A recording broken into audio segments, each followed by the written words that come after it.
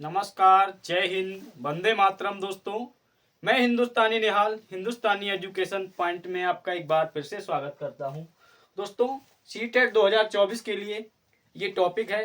ये topic EVS, गणित, हिंदी, बाल विकास किसी में भी पूछा जा सकता है।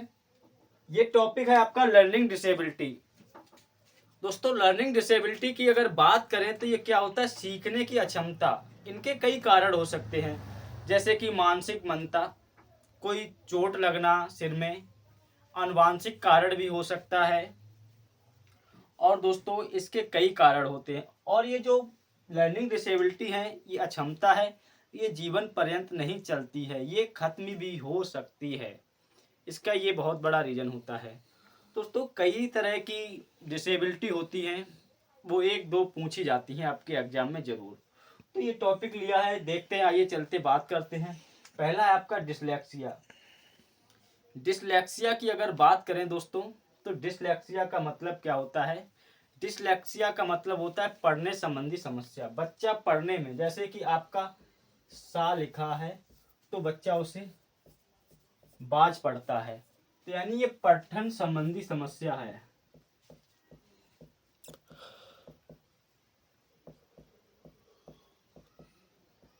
पठन संबंधी समस्या। दूसरा है आपका डिस्ग्राफिया। डिस्ग्राफिया है दोस्तों, इसका मतलब होता है ग्राफ। ग्राफ ग्राफ किस पे बनाते हैं, कागज पे लिखते हैं। किस पे, कागज पे ही लिखा जाता है, ग्राफ बनाएंगे। तो दोस्तों, इसका अगर बात करें डिस्ग्राफिया की, तो इसका मतलब होता है दोस्तों, ये लेखन संबंधी विकार है।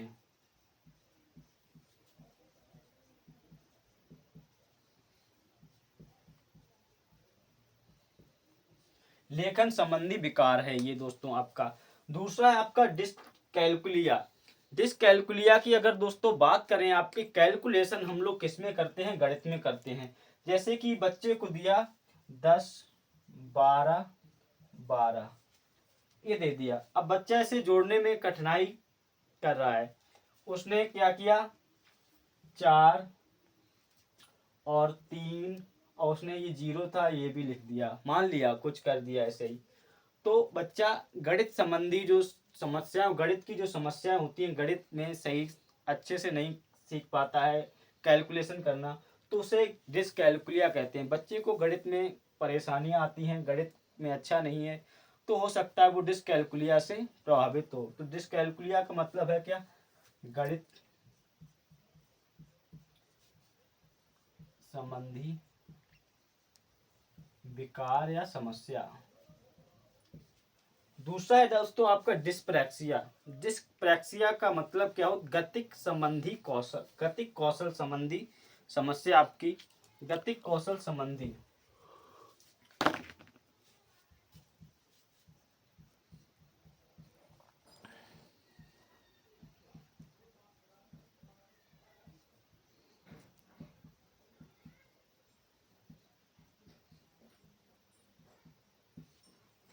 दूसरा है दोस्तों आपका डिस्मोर्फिया।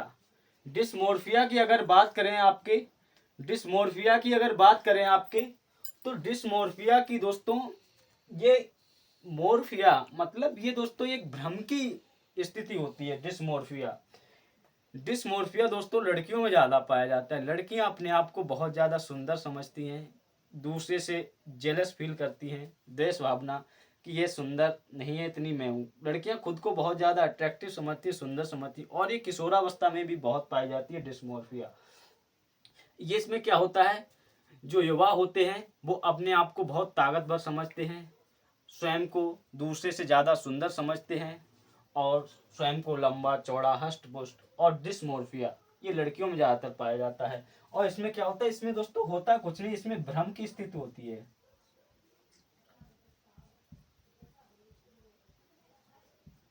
भ्रम की स्थिति। और दोस्तों, इसमें जो मोर है, इसमें बच्चा क्या है, मोर और मुर्गा, इन दोनों में अंतर नहीं कर पाता है, क्योंकि मोर के भी दो पैर होते हैं और मुर्गे के भी दो पैर होते हैं। तो वो इसमें मोर और मुर्गे में अंतर नहीं कर पाना, यानी कि भ्रम की स्थिति बना रहना, डिस्मोर्फिया कहलाता है। दूसरा है आपका अफेजिया। अफेजिया दोस्तों क्या होता है, भाषण संबंधी विकार। भाषा संप्रेषण संबंधी विकार। भाषा संप्रेषण, भाषा संप्रेषण संबंधी विकार का मतलब दोस्तों क्या होता है? अफिज्या। अफिज्या से भाषा संप्रेषण संबंधी विकार। जैसे कि दोस्तों हम आप बोल रहे हैं तो संप्रेषण कर रहे हैं, एक दूसरे से बातचीत कर रहे हैं, तो वो इस बातचीत करने में जो कठिनाई होती है, बोल चाल नहीं पाते हैं, कुछ बच्चे शर्माते हैं, एजिटेशन होता है, बोल नहीं पाते हैं, भाषा संप्रेषण संबंधी विकार होता है, वो आपका अफिज्या में आता है। क्या होता है? भाषा संप्रेषण संबंधी विकार।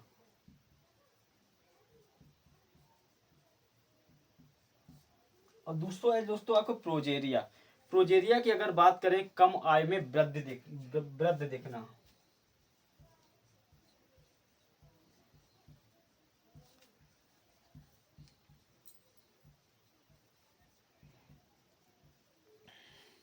कम आय में वृद्धि दिखना यानी कि आय ज्यादा नहीं है लेकिन बूढ़े दिखने लगे हैं, तो ये आपका होता है प्रोजेरिया। और दोस्तों दूसरा है आपका एडीएचडी है, बुलीमिया है, और कई हैं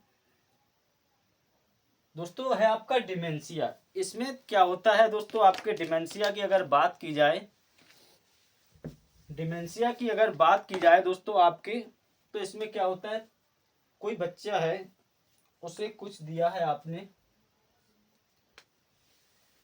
ये दे दिया बॉक्स, उसे इसमें अंतर पूछ लिया है, तो उसमें अंतर नहीं बता पाएगा, तर्क नहीं कर पाएगा। डिमेंशिया का तर्क ना कर पाना, तर्क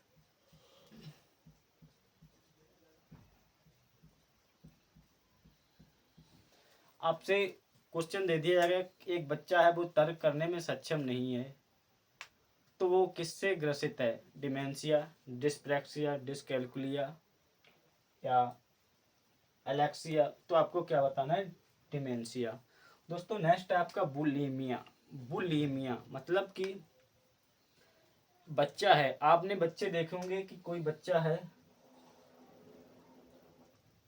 वो खा रहा है, भोजन ग्रहण कर रहा है, भोजन ग्रहण कर रहा है, उसका हाथ ऐसे जाना चाहिए, वो ऐसे खा रहा है, उसकी लार टपक रही है, यानी कि वो उसके जो हाथ पैर हैं, उसकी मांसपेशियां हैं, हाथ पैर हैं, वो उसके संरक्षण में नहीं है, यानी कि ऐसे बोले तो कि वो जैसे चलाना चाहता है उसके अनुसार नहीं चलती है।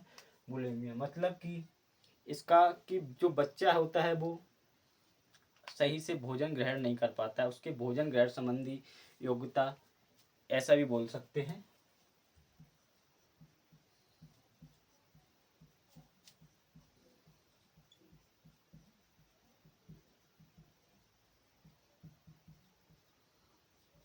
दोस्तों दूसरा है अलेक्सिया।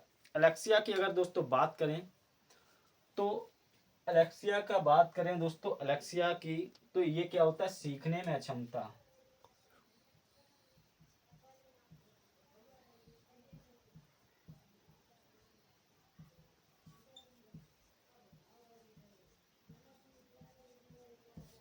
बच्चे को एबीसीडी पढ़ाई गई, उसने एक महीने 2 महीने में ये तो सीख लिया, अब उसे बताया जा रहा है ए ऐसे बनती है, बी ऐसे बनती है, तो ऐसे नहीं बना पा रहा है, सीखने में क्षमता। दोस्तों एडीएचडी ये वाला आपका स्टार पॉइंट है, और ये लास्ट है, ये बहुत आता है, अवधान संबंधी विकार। दोस्तों एडीएचडी में क्या होता है, बच्चा हाइपर एक्टिविटी करता है, और ये छोटे बच्चों में ज़्यादा पाया जाता है, और ये बीमारी जब बच्चों में होती है तो बच्चे के माता पिता को उसके तरफ ध्यान देना चाहिए, उससे ज़्यादातर संबंध बनाने चाहिए, पास रहना चाहिए, उसको बात बात पे उसे टोकना चाहिए, समझाना चाहिए। इसमें बच्चा ज़्यादा हाइपर एक्टिविटी करता है, और इसे दोस्तों अवधान